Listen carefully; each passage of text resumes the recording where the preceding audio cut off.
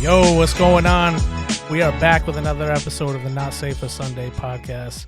And as you can see, I'm joined by Daniel and Ken in the Loft studio.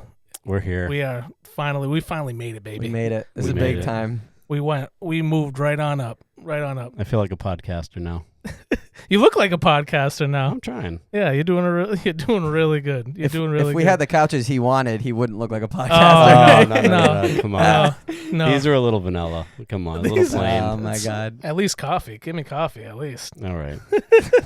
Yeah, the couches you wanted with the brass tacks, like you wanted it to look like Blue's Clues, like the Blue's Clues house. Clues. You know the Blue's wonky Clues? Furniture in Blue's Clues? Yeah, no, I just wanted some style, you know. I don't know. Big statement pieces. Whose you know? style? Whose style? No one's. Whose style was that? I don't know. Well, we won't talk about that picture I shared with you. You know, My boy Busta Rhymes. Yeah. Listen, he's past his prime, so it's okay if he's got some weird furniture because nobody's following Busta Rhymes anymore. Maybe. I do have to say, when you referred to Ken as Busta Hymns, I nearly died. That was good. That was iconic. I was like back and forth on whether or not I was gonna like put that in there. I was like, I hope it doesn't hurt his It was feelings. so good. That was So amazing. good. That's awesome. We also have Spencer and John in the booth. So happy to have the team all here. We are here. We are here. Say hello to the people. What's up, people? Right here. Oh my Right God, here. get closer to the mics. What are you guys, amateurs in there? It's amateur hour in the booth. Oh my Listen, God. we're not the on-air talent. Okay? We're behind the scenes for a reason. Well, now you're gonna be getting some screen time, so you gotta step it up. Yeah, that's fair enough. So our boy got married. I know we did a couple episodes with the questions that he had about marriage, and our boy is now finally married. And let me tell you, this man put on a show that I will never forget for the rest of my life at his wedding. Choreographed a whole dance. Ooh, he's got moves. Oh, those moves. You can check it out. Check it out on the social media. I'm pretty sure we shared it out there because I could not contain myself. Every time I watch that video, my heart is filled with so much joy and happiness because that moment was absolutely incredible. Incredible, dude. You did a fantastic job. Thank you, man. I had to give him a little razzle dazzle, something unexpected. Yeah. Any new questions since you've been married? To add to your 10 question list, or you doing all right now? So far, so good. All right. Stay tuned. Just remember, sex is like a fine wine. Oh, God. Oh, yeah, he did it. He did it. You told me bring it in, did dude. the thing. I brought it in. You did do it. You brought it in. That's It's like so when you see good. the movie title, like when someone says the movie title of the movie, and you're like, that's Oh, it. They did it. There is snakes on this plane. Oh, that's so good. What chapter did you get to in the book, Spence? That's it was really more of a skim. It was more of a skim through, so I saw most of them. No wonder Cliff you had so notes. many questions. It was a speed read. He did a speed read. That's my boy. Gosh. But while you were getting married, the Olympics wrapped up. It was definitely some controversy because they added breakdancing to the Olympics. Well, this listen, year. Spencer probably would have been way better than Ray Gunn, if we're being honest. To be honest with you, after those moves that I saw, you probably would have got gold. You probably would have got gold at the Olympics, dude. Oh, man. In a suit, putting on those moves. Incredible. Yeah. Incredible. So when did they add breakdancing to the Olympics? Because I didn't know this was a thing. I didn't know it was a thing Yeah. either. Like, I think it was this year. And This then year. then they immediately announced that it will not be in the Olympics. Yeah, they didn't renew it for, Yeah. what is it, 28? Yeah, Right? yeah. And it's supposed to be in Los Angeles. and you only see that ray gun, right? You don't even see anybody Yeah, else. Was yeah. anybody else good, or was it I've not seen any other she was clips the only besides performer her. and she took gold, or what happened? She did not take gold. No. She did not take gold. The but, reels are priceless, though. Oh, it's the real, so great. the reels are so My good, dog dude. out on the lawn, scratching his back. So good. Oh my lord. My kid, after I told them they couldn't eat a battery for breakfast. Those are so good. But That's great. yeah, so the Olympics will not be having breakdancing anymore. So It's probably a good thing. yeah, that's definitely a good thing. But there was some other controversy outside of breakdancing and the actual, I guess, sport itself. So a little controversy with the sport, but we'll get to that a little bit later. But the biggest controversy that I had seen, and I'm sure a lot of people saw during the beginning of the Olympics, was during the opening ceremonies and kind of the display that they put on, and there's been a lot of back and forth about what it was, what it meant, kind of the representation of what it was. So and it was basically, for those who haven't seen it, which I don't know how you could have missed it throughout this time, but I believe it was a representation of Da Vinci's Last Supper, with drag queens as the participants in that Last Supper, and that image circulated the internet, circulated reels everywhere, and all over Facebook and Instagram, TikTok, and there was a lot of outrage and a lot of different feelings that came out of it. And yeah, for me personally, I had a lot of different feelings about it. I don't know how either of you guys felt about it, but Well, I'll tell you, I watched exactly 0 seconds of the Olympics, except the gold medal basketball game with Johnny over Nice. there. We watched that Yeah. together, but I hadn't seen anything else. And so, like everything else, we keep track of life through social media. Mhm. So when I saw like the Last Supper thing, I really didn't realize that is legit how they opened the Olympics. Like, I thought it was just like a side yeah. thing, or like, you know, like some street performers that were out there or something like that. Like, I didn't understand the full context that they legit opened the Olympics with the Last Supper in drag. yeah. You know, so that was kind of shocking for Yeah. sure. That was my first reaction, was shock. I was like, they really did this? Like, Yeah. Not only did they do that, and then when they got called out for it, the guy kind of backpedaled and said, "Well, it's not the Last Supper. It's, right. Yeah. it's something else." But I did take some of my idea from Da Vinci. So I really don't know. I'm not. It's pretty on though. I mean, like, I don't know Pretty how. close. Yeah, Yeah, it was I pretty don't- close. I mean, there's only so many things that are that recognizable as Da Right. Vinci's Last Supper. Right. So when you set it up very similarly, I don't know what else people are supposed to get, even if it wasn't intended for that. Right. You know, Well, when you look up like anything online, you can find like justification for any side of the argument. Sure. You know, there's going to be a fact, and then there's a fact from the other side to counter that fact, and it's like, oh, this was Da Vinci. No, this was a depiction of like the early Olympians and the way that they would gather or whatever. So, you know, it's like it's so hard nowadays to even find where exactly that line Right. is between fact and false. And it's also like, too, do you even believe the guy? Like, even if this guy did come out on the record and say, no, that's not what it was, and stands by it, well, do you believe him? Yeah. And are you willing to forgive, I guess, for lack of a better term? But for me, like, when I saw it, at first I was, like, angry. I'm like, how could they do this? Like, this is ridiculous. And then I was kind of sad. Like, I don't know if the people involved kind of understood the impact that they were having. I don't know if the people involved, like, knew that this was... I don't even know if it was in jest, if it was in poor taste, like to try to mock in some way. So I started to feel bad, and then I would see these people that were absolutely attacking those people that were involved in the creation of that opening ceremony.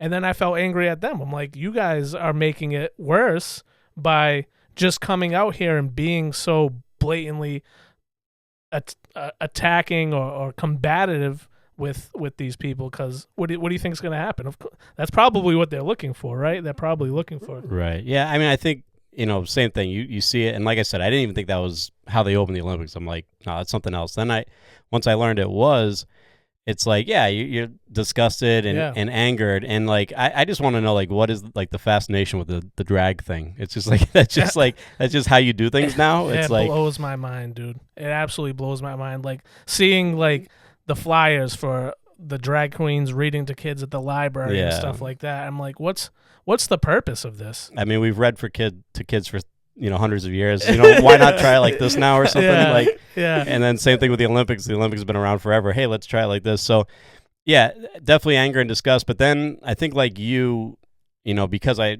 had to follow these things on social media because I really wasn't paying much attention to it as it was broadcasting. Right. And then I kind of felt like bad, not for them, but just bad about the situation because of the way that a lot of like Christians on social media would react, and like this like outrage, and like I get that because that's the normal, natural first reaction.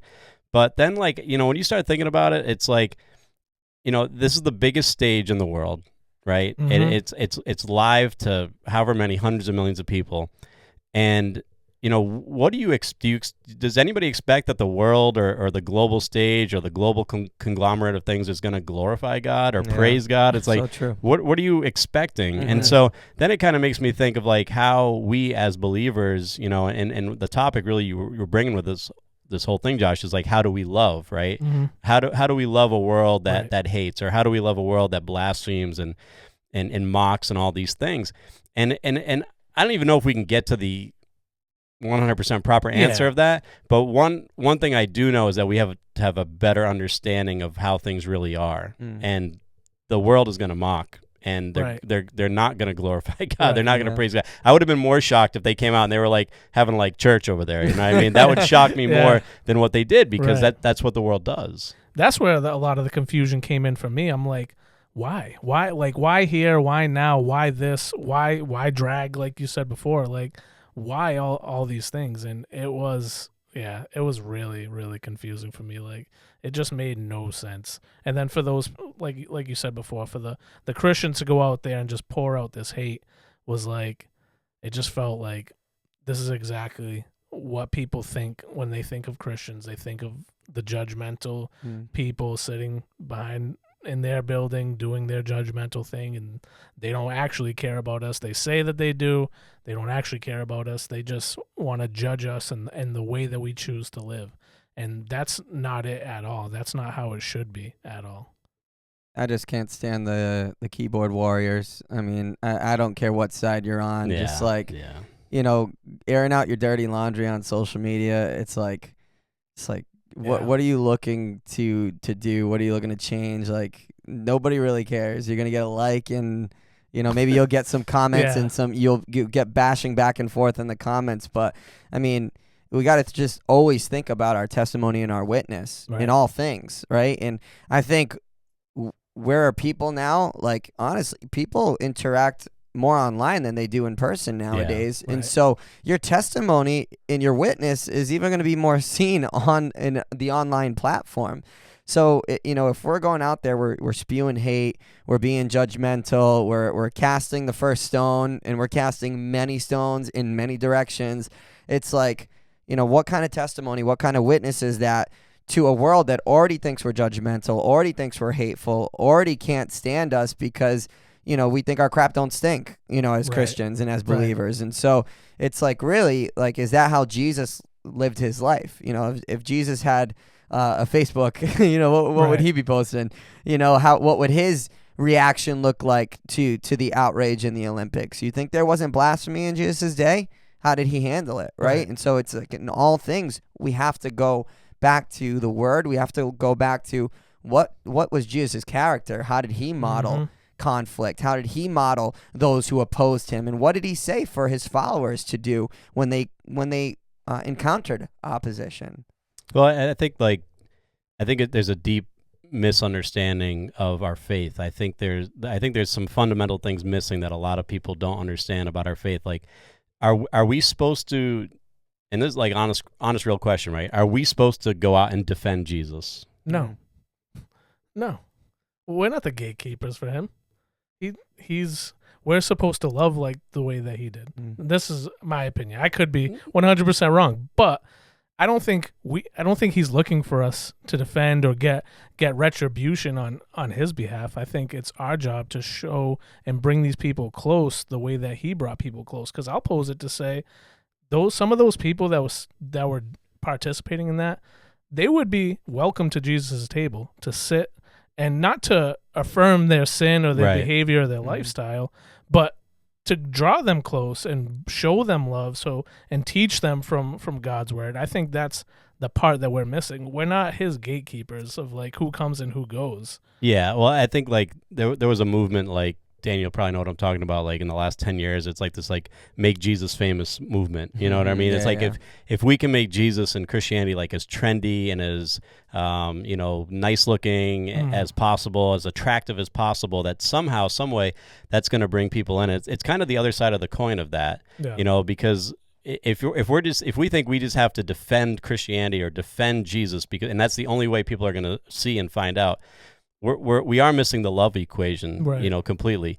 The fact of the matter is that it's the cross and him crucified. Right. Yeah. That's what draws people. Right. That's what draws sinners. That's what makes people repent. That's what makes people come to their senses. So to get up our shields and our banners and our signs and our protests and all this, like, no, we must defend Jesus. We need to bring people to the cross where there was blasphemy, there was mockery, there was all the things that we see today directed totally at him. And what did he say?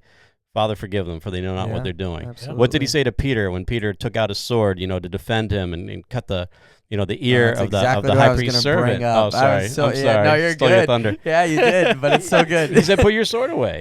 You know what I mean? And so I think there's a fundamental misunderstanding, and maybe it's just the social media part that like draws out the worst in us. Like, I must respond. Jesus was offended. Christianity was offended. My faith was offended.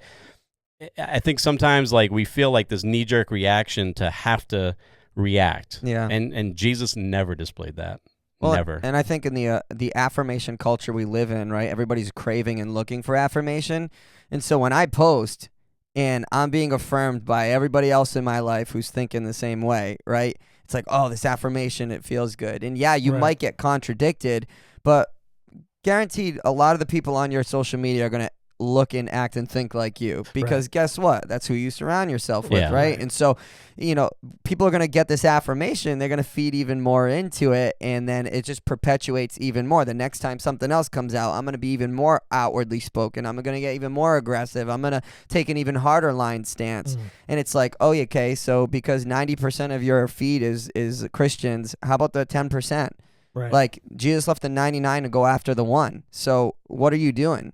You're feeding right to the 90 and you're forgetting the 10. Right. Or even, the percentages are even higher. The realistic thing is like 90% are not Christians. It's maybe 30-70. But no matter what that split is, you are totally segregating an entire audience of non-believers, casting them aside, and feeding in already to the chaotic, just judgmental the algorithm view that they see of us. And it's like, that's not how Jesus modeled. I even think about like I lost my train of thought, but go for it. Yeah, no, I think you're hitting on something too, because are you just doing it for the gram? Like, are you doing it for the likes? Are you doing it's you're getting the likes from the people that think just like you. But that's not what we're supposed to be doing. We're supposed to be reaching everybody and bringing those people close that are different or think differently than we do, or don't believe in Jesus Christ like the same way that we do. So that way, at some point, whether it's us or somebody else, God can reach them. If it's however it's through. But you got to start that somewhere, and it can't be done if I'm just doing this to only appease the people that already believe in God and all that stuff, to show that I have them on my side and get those likes. Well, that's falling flat. That's fruitless. Like, your reward's already there. You know what I mean? But if you're trying to do this to reach other people, and you're doing it out of love, then you might not get that many likes. But the ones that you do get, they're probably going to carry a lot more weight than the mindless click. Oh, there it is. There's Josh posting something again that I agree with. Like, the one like that you get on something that somebody else that isn't already in your circle is liking probably carries a lot more weight. And I think we kind of lose sight of that a little bit. Yeah, I think social media is an echo chamber no matter what side you're on, and so you're posting stuff and it's like can you believe this? And of course, Yeah. everybody's going to be like, oh my gosh, you're right. I can't believe it. And then this one, yeah, I know. I'm so disgusted, you know.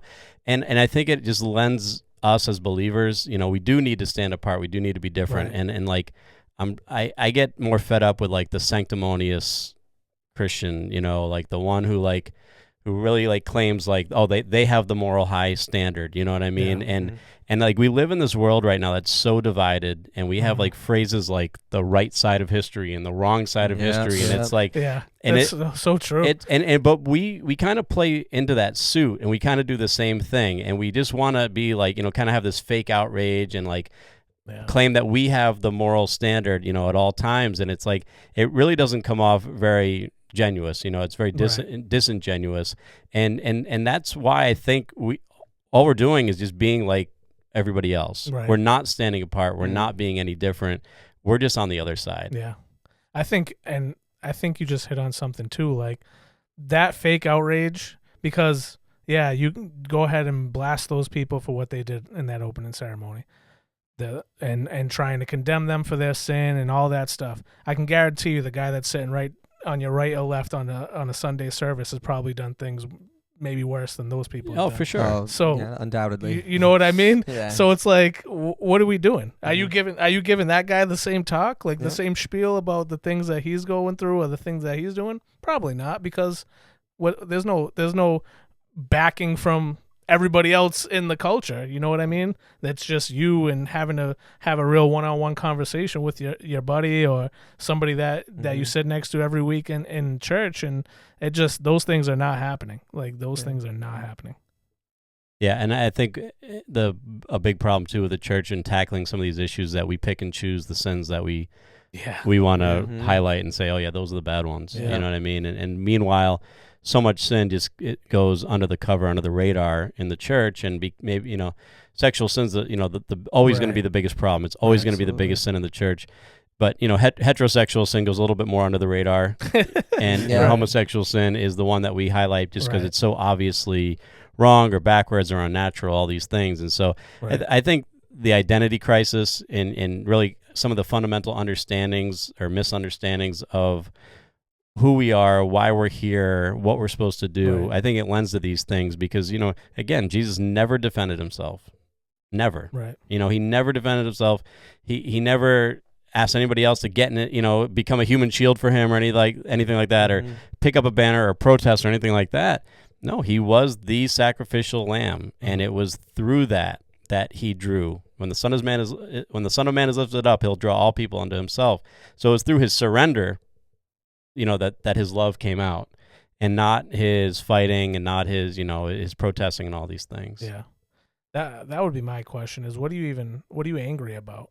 What are you so angry about that you're going and doing and saying all these things? Like, are you worried that, oh, my kids are watching and, oh, this might make my child become a homosexual or something like that? Like, or is it going to give them ideas of maybe my son's going to want to dress up like a woman now? Well, I'll say if that's the case, then you're failing at home, because if you're worried about your children seeing something in the world and that's going to change who they are, like that means you're not doing your job as the parent or whatever. Like you're just things of the world or things that happen in our communities and things like that. We're all going to be exposed to them. It's what's happening within the home, the foundation that you're giving, that is what they're going to cling on to. So if there's no foundation, they might see something like that and be like, oh, you know what? I want to put on lipstick and high heels and a dress and all that stuff. But if you're having conversations with them about maybe what they're seeing or whatever, then you're probably doing a much better job and not as big of a worry of what we're going to get outraged about. No, absolutely. And I think the more of the misunderstanding, you know, where in 1 John 5, John says that the evil one controls this world. And so, like, you know, we're in the world, but we're not of the world. We're just passing through. And so this, you know, again, this outrage or whatever it is, a sanctimony that would cause people to just get so angry about this is like, I think it's a real misunderstanding, and there needs to be a reality check. And it always, like everything, it starts with a word. John 15, if they hated me, they'll hate you. Mm-hmm. You know what I mean? Matthew 10, they will hate you. I mean, he just comes out straight and says it. So, there has to be an understanding that, this whole make Jesus famous or make Jesus attractive or this trendy Jesus or this defending Jesus, this is not going to win anybody or anything. It just draws up, it either just makes a very watered down Christianity or it just draws up the battle lines and I'm just on one side while all these people who I'm supposed to reach are on the other. Right. So what is the secret? How do we bridge this gap? Where do we go from here? And being like I said, like Jesus said, that we'll be hated, we'll be trashed, we'll be mocked, we'll be scorned. What's the proper response to that? Well, I think Jesus is very clear. We're servants, and what do servants have? They have no rights. No rights. That's what Jesus says. Right. The servant has no rights. And so when I feel like I have the right to be entitled, if I feel like I have the right to be offended, if I feel like I have the right to be angry and outwardly lash out because, someone offended my faith, it's like, guess what? You don't have the right. You know what I mean? Right. Like, because you're supposed to be a servant. So how are you serving those people? Is it by flipping your top and going bonkers like everybody else in the world is modeling? Or is it by practicing the fruits of the Spirit and walking those things out, in that when somebody hits you, you're going to turn the other cheek, or are you going to hit them back? Like, and obviously there's the practical sense of this where it's like, sometimes, there are times where as believers we need to take a stand. So riding that fine line can be difficult. We're not called to be abused either. And so like, I think that's the question you're asking too, is like, where's that line and how do we navigate? Like, not like, I've always talked to my mom about that, like, cause she was like, like at work, I'm a Christian, so, I should kind of just, sometimes I should swallow things, but that sometimes leads to people walking all over you. And so, I always would tell her, Ma, like, just because we're believers doesn't mean that we're called to be walked all over either. Sometimes you do have to take a stand for what's right. You can't just allow yourself to be a walking doormat for everybody to wipe their feet on. And so you're still a human, and you still you still shouldn't be treated that way. But it can be sometimes, especially I think in these hot culture debates of transgenderism and homosexuality and all these different things about sexuality, all these major topics right now, it can be hard to like navigate. How do I take a fine line stance, but also continue to be loving and not judgmental? Because it's like, even if you love, if you love and if you lavish them with love, but yet you still say, I don't agree. In today's world, you're a bigot, you're a hater, you're a racist, you're this, you're that. And so the line just goes on and on. And so understanding, like, we have a right to not agree, but we can't cross the line of hatred and bigotry. But just because we don't agree doesn't make us haters and bigots, It's those people are waiting for you to just say, I accept, I'm accepting of what your lifestyle choice is. Instead of us just holding that line and saying, you're free to do whatever you want. I don't agree with what it is that you're doing, but they're just waiting for you to just say, I'm not going to stop loving you. I'm not going to stop loving you. Yeah. I don't need to accept your choices. Right. The same way that if my kid came up to me and said, Dad, I've been stealing a lot of stuff. I can love you. I'm not going to accept those choices. I'm not going to stand on. I'm not going to put my stamp of approval on that. Like, I can't. As a dad, I'm going to empower you to continue walking that, knowing the pain, the hurt, and the devastation you're causing to yourself, your soul. Like, in that's I think the mentality we have to have is like, I can love you like the best of them. Absolutely. I can get behind you. I can love you, but I can't put my stamp of approval on what you're doing, because it goes against my conscience, it goes against my belief, and it goes against my faith. And those are things that we just can't compromise. We can't go against conviction, and we cannot compromise truth, and truth is the word. Yeah, and I think you hit on something when you're referencing the Sermon on the Mount, more or less, right? Yeah. And it's like, it's the tried and true, but yet who practices it? In actuality, because when it says, don't trade evil for evil. Yeah. I mean, that's a tangible, real response. Somebody slights you, they mock you, they hit you, they do whatever. for you not to coming back swinging. do it back, but not only that, but then bless them in return. Right. So like this is the world we live in. This is the model that Jesus gave, and he didn't just say it, he lived it out. And now he's saying do likewise, you know. And so I think a lot of this is in the little tangible that we just like, oh yeah, Sermon on the Mount. Yeah, bless those that curse you. Yeah. Oh, sure. Yeah. You know, love those that hate you. Yeah. You know, do good to those and pray for those who use you and all that. Oh, sure, yeah. We're Christians, but who does that? It's very hard. It's very hard. And the thing that kind of I think happens too is, and I think, Daniel, you were hitting on this a little bit, is there's this almost hiding behind righteous anger, what people call righteous anger. Yeah. So it's like, I can be angry about this, and righteous anger is not the kind of anger. I'm not angry because I'm angry. I'm angry because it's for the Right. Lord. Right. I'm angry for the Lord. Right. You know? Which is yeah, you can have righteous anger, but it's not the way that we've been discussing. Mhm. There's a lot of love still. There's a lot of patience that comes with it. Like, and it's through wisdom that you can understand, and it's not the person. You're not angry with the person. You're angry with the sin, right? You're angry with the situation, whether it's child abuse or like we talked about before, like sexual sin and things like that. You can be righteous, have righteous anger, but it's really understanding and having wisdom of what that looks like and what that is that kind of makes the difference for what we're talking about. And what can you turn it into? Because we actually talked about this briefly at a hub night, our midweek last night. Nice. I kind of brought up the Olympics thing a little bit. And like we talked about how like another thing that I didn't know until later was that the Olympic, whoever the governing body is, you know, whoever calls the shots or whatever, they explicitly told the athletes they didn't want any sort of religious expressions like for the cameras or on the podiums. So, well, I even know that there was what was a Brazilian surfer that had Jesus on his surfboard, and they made him take it off. Yeah.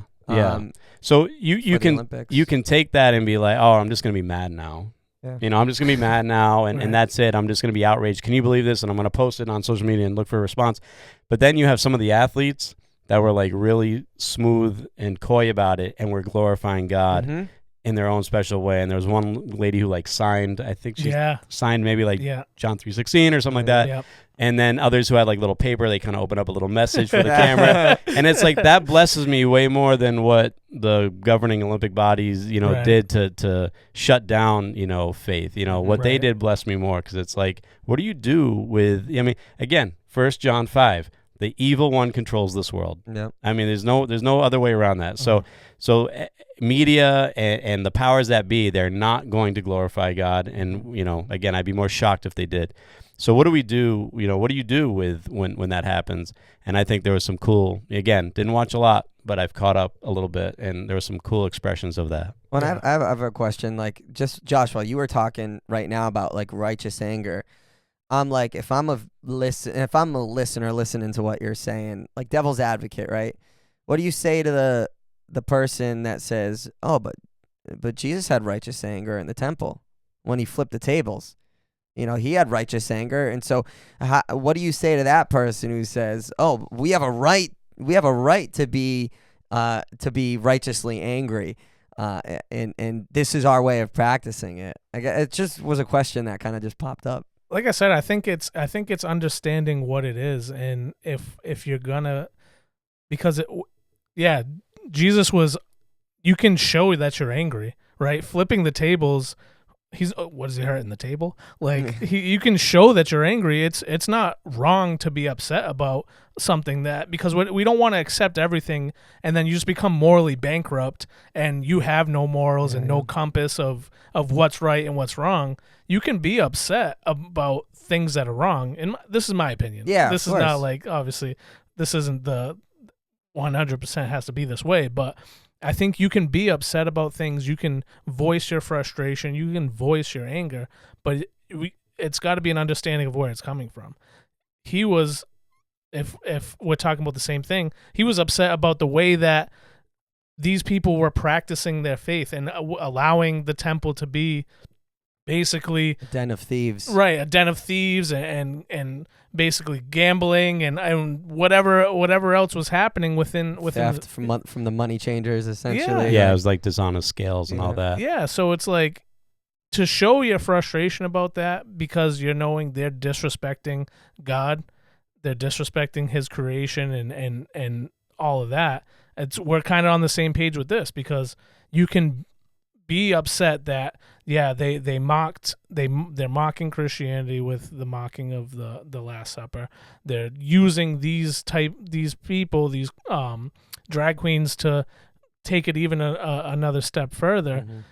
Yeah, go flip a table, but don't go and bash the people that were doing it Or because cut off the ear. You yeah, know? don't cut off the ear. Exactly, Yeah. exactly. Well, if I could address your question too, like Jesus's like outrage always was at the hypocritical religious. Mm. And that's the same thing with the temple, was that they allowed the temple to become this place with dishonest scales and Right. people were being cheated out of, with the money, the currency changers and things Yeah. like that. And then you guys know the word, and just how many times is he just pissing off the Pharisees to no end Right. Yeah. by calling them what they Right. are. Calling He them calls out, them snakes, challenging he them, calls yeah. them vipers, he calls them Right. sons of the devil and all the Yep. So his outrage is interesting. He was patient with the world. He was Mhm. patient with the sinner. Like even when he was weary from like the people were following him, for a few days, and it's like he knew he's like crowding him. they're just following me because they're hungry, Right. and I fed them. But yet he never like rebuked them or flipped tables on them. He was patient with them because he knew they were lost, Right. But it was the religious hypocrites. They got the flip tables. Yeah. They got the Yeah, outrage. that's a great point. And so I think That's there's a great something with point. that people will point to that and say, oh, well, Jesus flipped tables. Well, yeah, he also raised his voice too. But it was really directed towards those who should know better, Right. those who claim to know. We're in higher. Those who are leaders of Right. people, Exactly. claim to be the religious elite, claim to speak for God and represent God, but yet we're total hypocrites. Yeah. Yeah. So I think that's a big part of that too. That's a great word. Yeah, that's actually that was such a really, really good point. But it's so true though. Like how do we get past this? How do we get to that point where that's how we're living? And it's hard. It's hard because there's people that are gonna 100% disagree and be like, no, I have the right. I'm pissed off, and this is how I'm gonna show my pissed off. I'm not gonna be gentle about it. You know what I mean? Like, how do we get past that point where we can those people that we saw up there, the drag queens that's going and reading at the library or whatever it is, that person that's sitting next to you on a Sunday, how do we approach them with confidence and with love to be able to bridge that gap of this is you're away, like you have no relationship with God. How do we draw them in to kind of start having that conversation, not to gatekeep and say you're welcome in, you're not, and how do we get to that point? It's a great question. I definitely, I know it's not necessarily with big signs and protests and all that. You know what I mean? Yeah. I just think again that you're just drawing up two different sides. Quick story that I had heard, not me, but somebody I know, and he knew that there was going to be a planned protest at his church, and I think it was a homosexual group or driven thing where they were going to protest because God forbid, anybody told the truth about what the Word of God says about sex and homosexuality. And so the pastor, was really clear, and he said, we're not counter-protesting. We're not going to go out there and get into a debate with them. We're not going to do anything. We're going to buy a ton load of donuts and coffee, and we're going to go and just give it to them while they're protesting. And then it was raining.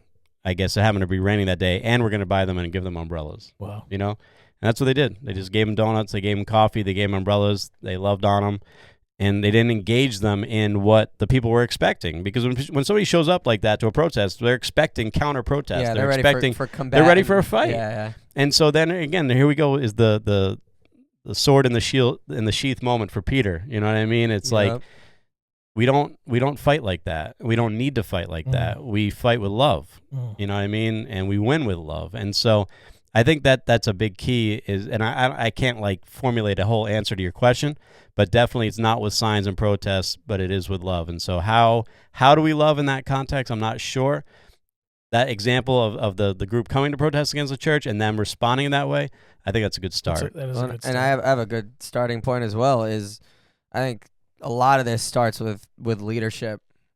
Like, leadership in the church needs to set the standard. But unfortunately, when you look out there, so many leaders in the church are the ones spewing the most hate, the most judgment. You are right. And it's because everyone's looking for this platform. And pastors are honestly, God bless them, but sometimes they're the worst at this, looking for their platform, looking for affirmation. And so they use the pulpit as their platform. They use social media as their platform, and the more affirmation they get, the more likes, the more followers, the more just outwardly aggressive and judgmental and all this stuff. And it's like, no, we need to start by holding leaders accountable, because leaders are going to set the pace for the rest of the flock. And so leadership needs to be setting a standard, as Jesus did. Jesus was the head for accountability. And his disciples and the Pharisees, that's why he called them out. Like, Ken, you made a fantastic point when you were saying how Jesus was outwardly the most straightforward and probably aggressive with believers, with those who believed. And that's because, like, we're held to a higher standard because we know the word. We know the word. And if we know the word and we do against it, you know, that's a dangerous road. It's worse than not knowing and doing that very same thing. And so we're held to a higher standard in knowing and understanding these principles, and yet going directly against them, almost sometimes willingly, just because it might feel good in the moment. And so we need to, we need to be holding our leaders accountable. In leadership in the church, they need to get it together, because that's going to set the standard and the pace for the rest of the body of Christ. And I just mean universally. I don't mean specifically a certain church, but I think it's a top-down mentality. We romanticize Jesus too much with like the paintings and all this. He's just like this walked on air, like was never, perturbed or anything like that, but he was relentless with the Pharisees. Like, you are whitewashed tombs. You look all bright on the outside, but inside you're full of dead men's bones. I mean, he just kept coming, and like, he was spitting. Yeah, I mean, he was really like your favorite thing, the roast. He was roasting. He was roasting, and so judgment starts in the house of God. Accountability starts in the house of God. This would definitely be a different podcast episode, but we've seen in the last several months how major leaders in Christianity have gone down. Oh yeah.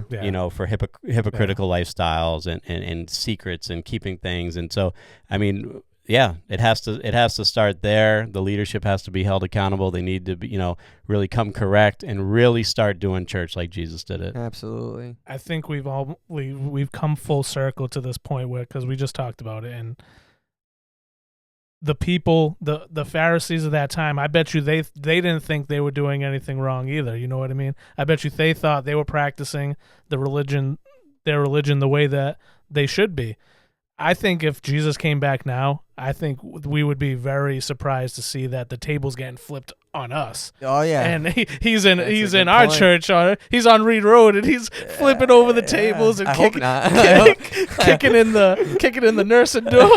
Listen, I preached one time, and if we lived in Noah's time, I don't know if anybody in the church would have gone on that boat. No, seriously though, man, and that's it's crazy to think that like that we have the book, we have the gospel, and we saw how he treated them, and because of the way that they were behaving as leaders within the church, and that could easily be us now. It could easily be the people that call themselves Christians and are going out and doing these things, and if he walked into that room, and on one side is the people yelling at those people doing the opening ceremony, he walks in the room, and I could just picture it.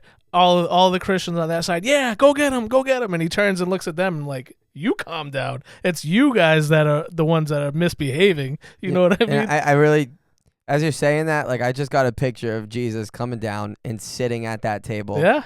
Sitting at that table at the Olympic ceremonies. You guys are the ones that are not welcome. Just being in the midst of it and just loving. Yeah. Because, I mean, the Bible says it.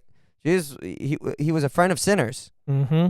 It's another name that we call Jesus, a friend of sinners. And so I could see him sitting at that table and just having honest conversation, loving conversation with those people. Absolutely. And that was an insult that the Pharisees gave him, friend of sinners. Yeah. Right. By the way, they're the ones who came up with that. Oh, look at him, he's a friend of sinners. Yep. And that was used as an insult, not a virtue. Yeah, again, the righteous indignation being masked. Again, It's like the righteous anger. Oh, I'm righteously angry for the things of God. You're making a mockery, and it's like, no. How about you're making a mockery of the house of God? You're making a mockery of faith in the way that you treat people. Like how can you say you love God and yet hate your neighbor?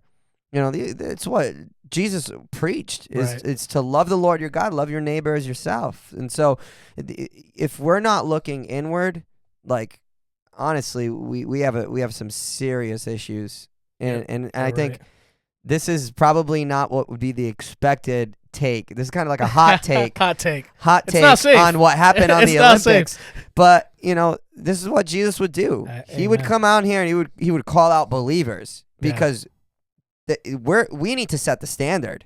We need to we can't look to the world for the standard. Right. We're looking for a lot more clicks, so if you disagree with everything that we're saying, please comment as much as possible. Yeah, give us some of that righteous anger. Let's get it. Some. The other thing that pissed people off too was with the women's boxing. Oh, I'm glad you brought that up. Yeah, the women's boxing, and you're gonna have to probably fill in the gaps because I don't know too much. I didn't dig in because I really did not care. I really did not care. Like I'm so sick of hearing about it. But I guess there were two women that potentially might have used to been men, or they failed some type of test. And they have more testosterone than a certain level. Yeah. I mean, and they were just whooping butt left and right. But nobody cared when Mike Tyson was just knocking people out left and right. I'm just saying. But right. So this became a whole thing as well. This was kind of like my table flipping moment. Yeah. So I'm gonna need counsel on this because like when this happened, like I was really, this is my righteous indignation just because, and again there's so much kind of information coming from different angles. So I don't know that anybody really knows exactly what's going on. You can't even keep up with the flood of information. No. I mean, the story changes every other day. I feel like. But there is an Algerian woman's boxer who she was fighting an Italian, and the Italian boxer, the other woman, gave up after like 45 seconds or whatever because she got so clocked. And the read that I got though was that like she knew something wasn't right here, right? So digging a little bit more, I guess like she failed some sort of chromosome test, where she literally came back X and Y, which is men. We know that. But then, so then it's like there's all these sides that come out. Well, she's intersex, right? So she might have both, and they have both parts, and I think the point is that I think the righteous indignation comes out because we see already globally and across all spectrums, and I think we've touched on this a little bit before, this push, to totally make everything gender neutral. Right. There's no difference between the sexes whatsoever. There's no unique identity. Right. And as believers, I know for sure we are called to protect and what's the best way to say it is to stand up for injustice, people who have been committed injustice against. So. I know I'm doing word salad right now, but we're to protect those who, like orphans, widows, those who are the defenseless. Right. And I think this is like the new front or the new category of that because, you have women who have, throughout all of human history, have been persecuted and put down and held down and kept down. Second class. And now it comes from a front like where it's like now they're not even who they are anymore. You know what I mean? Now anybody is, you know what I mean? And so now they've lost their unique identity and they've lost, the essence of who they are. Right. And so then you get into a physical thing and then, you have people that are potentially men or have testosterone as much as a man and XY chromosomes going and just beating the crap out of them. That's what really boiled me. So here's third controversy in the Olympics, and this is what I really had a hard time with. Yeah. I will say, though, Mike Tyson also did say that everybody's got a good plan until they get punched in the mouth. So what was it, France? Was she from France, you said? Italy, I think. Italy, maybe Italy. that's what happened. She got punched in the mouth. Yeah, She's like, it I could don't have even want to been. box anymore. I'm going to be a fencer or something. It could have been. My conspiracy theory goes a little deeper though, because like the IOC, right, International Olympic Committee, the chairman or the president, whoever that is, like the day the Olympics ended, came out and said there is no scientific way to tell the difference between a man and a woman. That's crazy. Exactly. Well, that's just teeing up the 2028 Olympics. Teeing up 2028 to be a total fest of all of this, you know. Yeah. And then you have and I don't know how connected Paralympics and regular Olympics are, but I think in Paralympics you do have a straight up transgender woman. When a man becomes a woman, are they a transgender When a man or a man loves a transgender woman? Spencer, when a man loves a woman. But anyway, who is competing against other women? It's a man who wants to become a woman and is competing against other women in like Paralympic, I think. And so this seems to be a new frontier and a big push, and we know this anyway because we see it all over the place. Yeah, the writing's on the wall. This part confuses me the most out of everything. Is when did it become political for me to express what I believe biblically? When did that become? Because this is all I hear is now you got to be politically correct. I got to call them by whatever pronouns and all this stuff, and now if I don't do that, I'm not being politically correct, and I'm not entitled to what I believe. When did it become political? Because I missed that boat. Like I completely missed that boat. Well, I just think it's like everything else because everything's political. Yeah. You know? It? Now everything falls into politics. It's that blows my mind. There has to be a side. Yeah, that bothers me more than anything. Why do I have to tie this into politics? Because I hate politics to begin with. Like I don't follow politics. I don't like partake in any of that. I vote when I have to vote. If I don't want to vote for anybody, I just don't vote. Dude, I thought I saw a MAGA hat in your MAGA, car the other day. Yeah. MAGA. MAGA. MAGA. Yeah. So honest question then. So if we take these two situations, right? We take the drag queen mocking the Last Supper, and then we take the boxing thing, and let's just assume, for the sake of argument, that they're either transgender or they have XY chromosomes or whatever, right? Is it right to feel strongly about one and not the other? You know what I mean?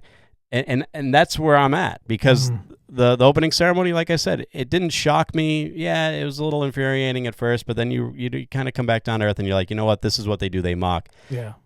But then when women are getting beat up, that infuriates me, you know, and the uniqueness of a woman. So where's our stand? Honest question here, right? Where's our stand? When do we speak up? When do we speak out? You know, like, because that's a cause I want to be in front of. And I'm not joking at all. Like that's something I talk about at church from time to time. I did a little mini series about the uniqueness of women one time, and I really spoke out about transgenderism and how it is, to me, totally demonic. It's not much different than what the serpent was doing in the garden with Eve back in the day, of trying to take away her identity as a child of God, and with the uniqueness that she was created by God, different than a man.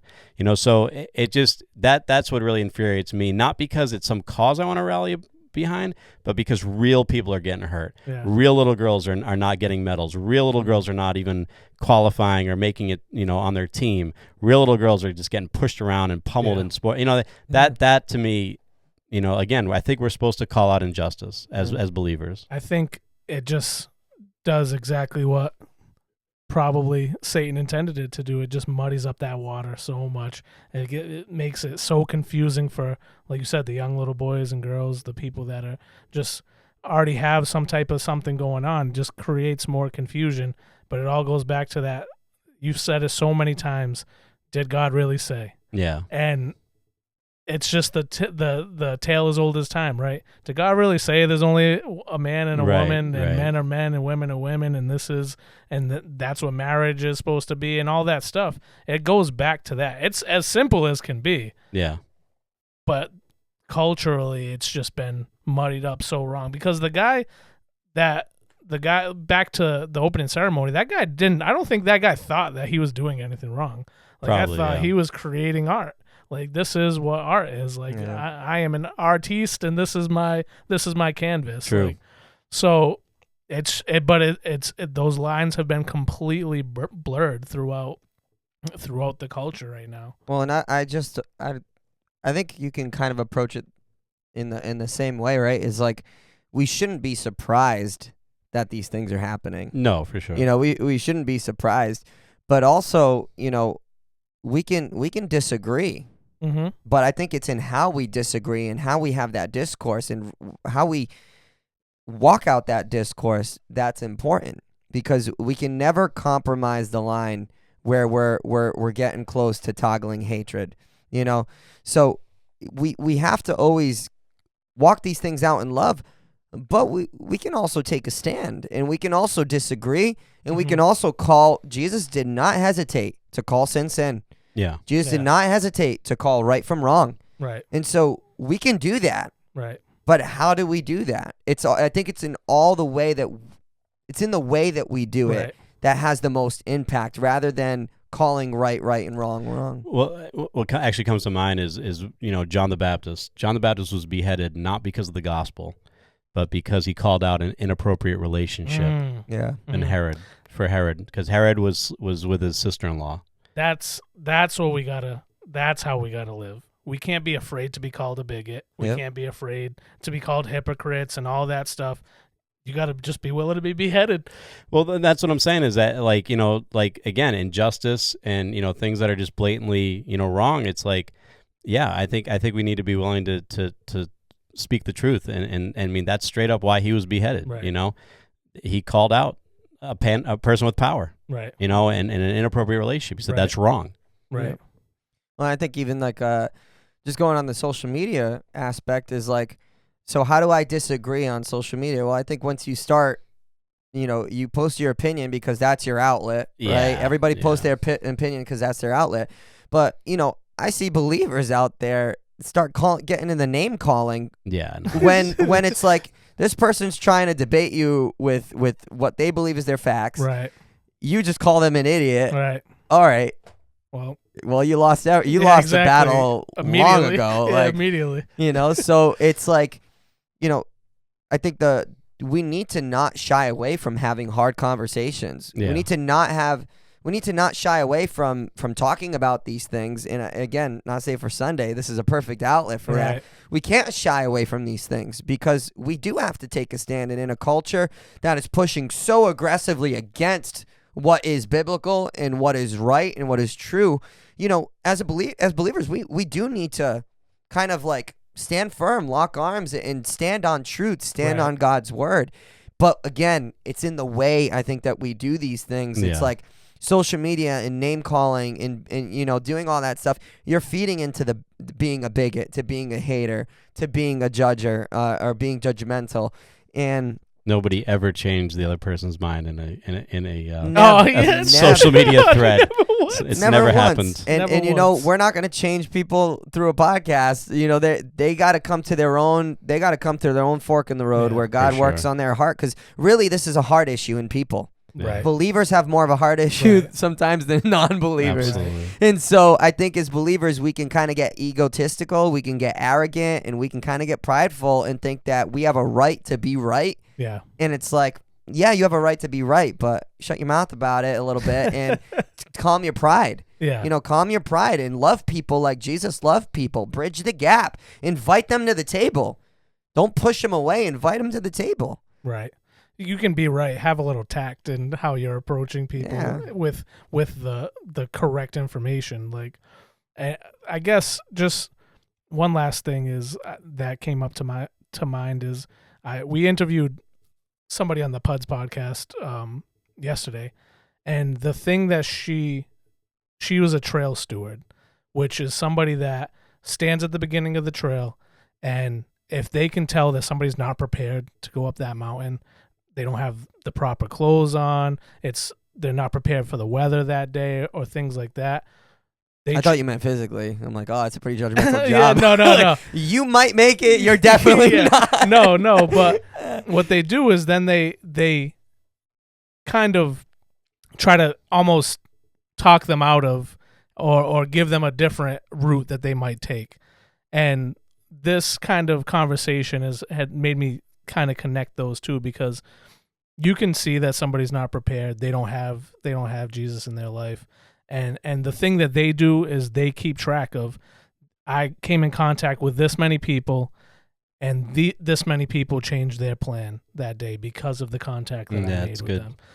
So how can we do that? How can we make people change their plan, and not in a way that's going to cause an argument or something like that? How can we see that these people are unprepared for the path that they're about to take, and how can we help them change their plan to take the path that leads to everlasting life in heaven?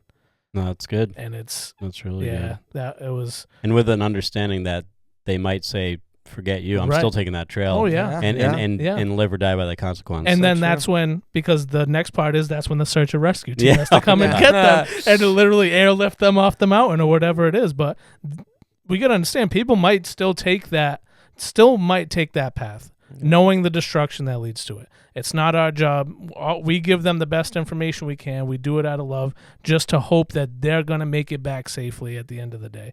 And sometimes people are not going to take that path, and they're going to have to get airlifted out, or a tragedy is going to happen. And sometimes we're going to have to live with that, is understanding that we're doing the best that we can, but we got to make sure we're doing it the right way so that we can actually reach people and bring love into their lives. Mm-hmm. Good stuff. You guys got any last thoughts before we head on out of here? I'm so comfy. I'm ready to nap, dude. This new studio. These couches and love seats are awesome, dude. Awesome. I don't want to end, but I'll just tease next episode with hashtag Donutgate. Oh, we're going there. We're going there. Oh, I almost thought it man. came out when you mentioned when Josh mentioned Spence dancing at the wedding, but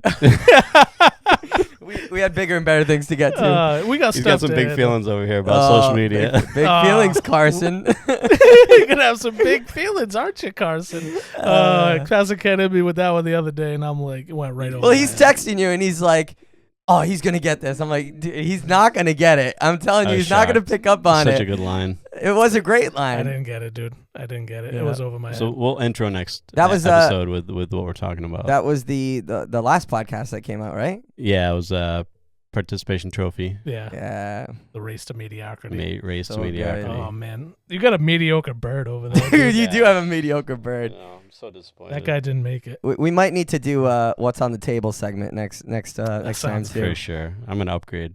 Yeah, your table's very anything sad, that dude. you put there is an upgrade, dude. Your- Almost immediately. Your water shot glass and defective bird. Oh man, but thank you guys so much for being here.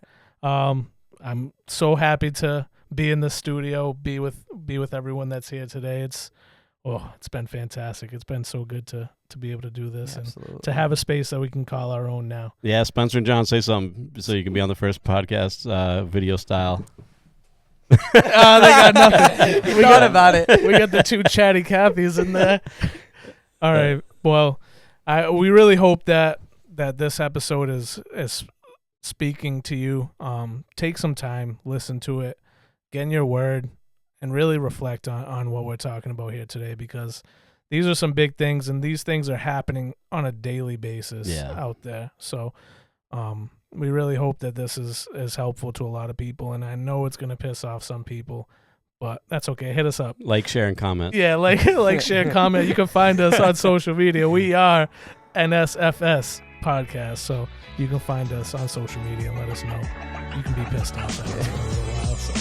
But until next time. See ya.